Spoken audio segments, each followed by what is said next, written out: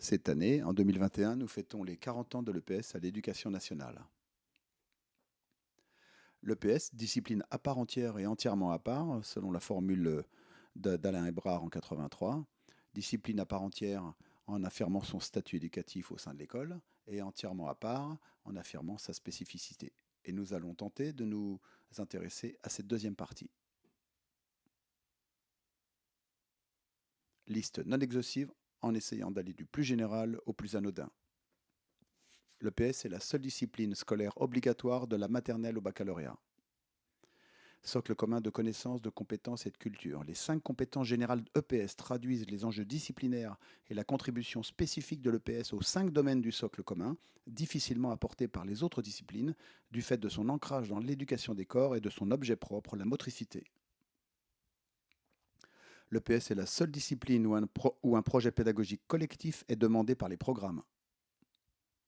L'EPS est la seule discipline où le sujet n'est pas tiré au sort, l'élève ou l'étudiant connaît à l'avance sur quoi il va être interrogé. D'ailleurs, note-t-on réellement des compétences ou bien seulement des performances?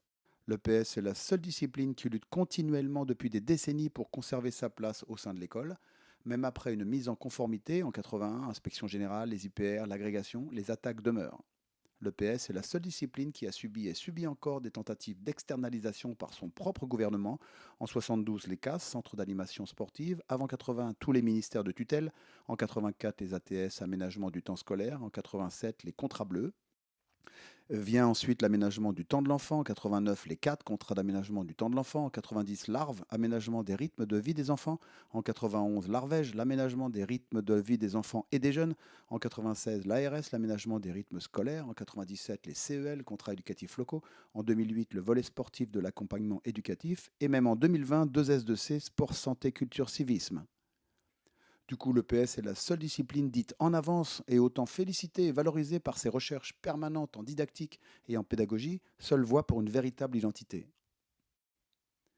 Sortie de route ou hypermorphisme, victime de cette suractivité intellectuelle, l'EPS est la seule discipline à s'être fait reprendre à l'ordre sur son jargon ridicule et souvent inapproprié, par exemple référentiel bondissant pour un ballon ou se déplacer en milieu aquatique profond standardisé pour nager en piscine. L'EPS est la seule discipline qui soit placée en premier pour les emplois du temps généraux. En effet, la contrainte des installations sportives, souvent municipales, justifie à elle seule la priorité chronologique des emplois du temps EPS. L'EPS est la seule discipline où les enseignants d'EPS font un horaire différent des autres disciplines. Certifié 18 heures, certifié EPS 20 heures, agrégé 15 heures, agrégé EPS 17 heures.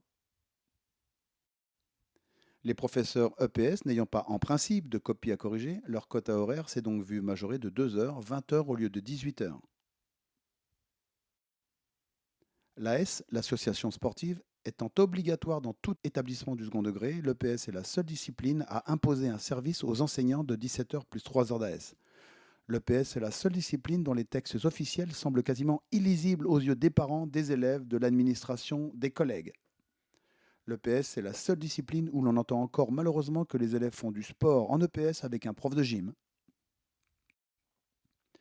L'EPS est la seule discipline à se battre autant contre les préjugés visant son identité et son objet propre. Non, on n'aborde pas le sport comme en club. Non, l'EPS n'est pas que détente, défoulement et exutoire propice aux autres disciplines.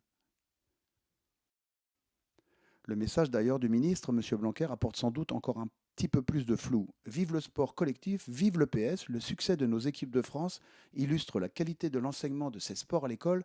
Saluons le travail des enseignants d'EPS et la bonne collaboration avec les fédérations. De par ce relatif rejet du sport, l'EPS est la seule discipline à revendiquer parfois une autre signification de son S, éducation physique et sportive, éducation physique scolaire. L'EPS est la seule discipline où les notions de plaisir et de jeu sont visées et explicitées dans les programmes officiels. L'EPS est la seule discipline à proposer une co-évaluation au bac, à savoir 2 enseignants au même moment pour évaluer les élèves. L'EPS est la seule discipline à effectuer des procédures d'harmonisation des notes au bac et au brevet des collèges, écart garçon-fille, disparités académiques. L'EPS est la seule discipline reconnue pour son utilité face aux élèves dits décrocheurs qui, sans l'EPS, ne trouveraient pas grand intérêt à venir au collège. Mais le constat est souvent assez tragique puisque les bons élèves en classe se retrouvent encore premiers en EPS, voire les notes par filière. De par ses modes d'évaluation, le PS ne reproduit-elle pas d'une certaine manière les hiérarchies socio-culturelles? Le PS est la seule discipline à réellement travailler sur le corps. Le PS est la seule discipline où l'hétérogénéité est la plus importante. En effet, de par une pratique sportive intense en dehors de l'école, notamment en club, l'écart de niveau entre les élèves est une contrainte très importante que chaque enseignant se doit de prendre en compte. Le PS est la seule discipline à agir directement sur la santé. Même si l'UNSS est considérée dans le discours officiel comme la passerelle entre le PS et le sport fédéral, l'UNSS entretient, de par ce statut si particulier, une relation avec le PS étrange, voire ambiguë. En effet, le PS tente de tout temps de se différencier des clubs, du sport fédéral, des pratiques sociales de référence.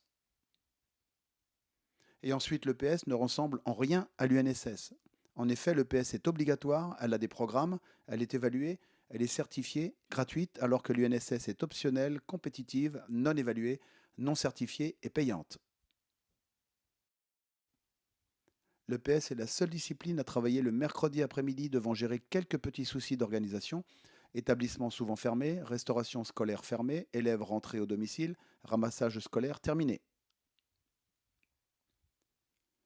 Le PS est la seule discipline à être obligée parfois de créer des partenariats avec des clubs locaux de fédérations sportives, sections sportives notamment.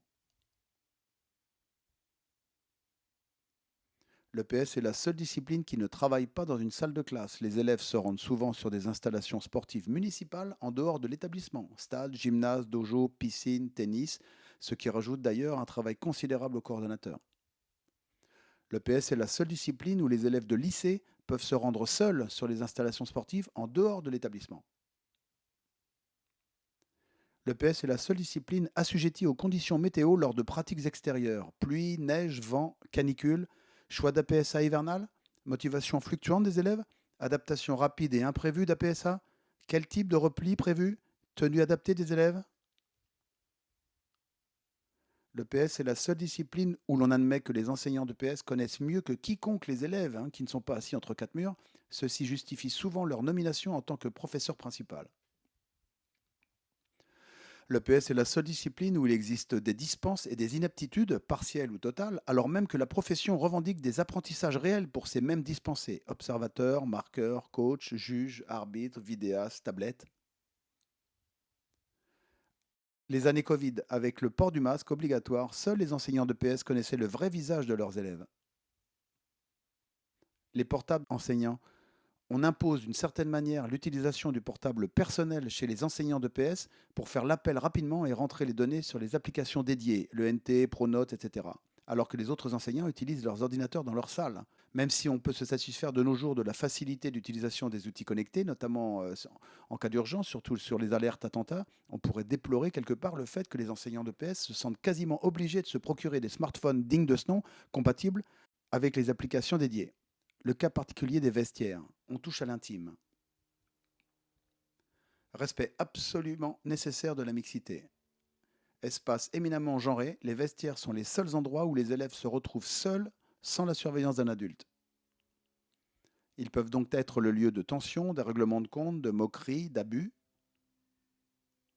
Alors les tensions, mise en jeu par exemple des corps, stratégie d'exhibition ou au contraire d'effacement, d'évitement et utilisation des toilettes chez les filles, règlement de compte des problèmes du collège qui ressortent ou des fins de match houleuses, des moqueries, le regard des autres, propos déplacés, domination masculine exacerbée, séduction féminine et comparaison, et les abus, stagnation pour éviter d'installer du matériel, utilisation du portable, copie urgente des devoirs non faits avant le cours suivant.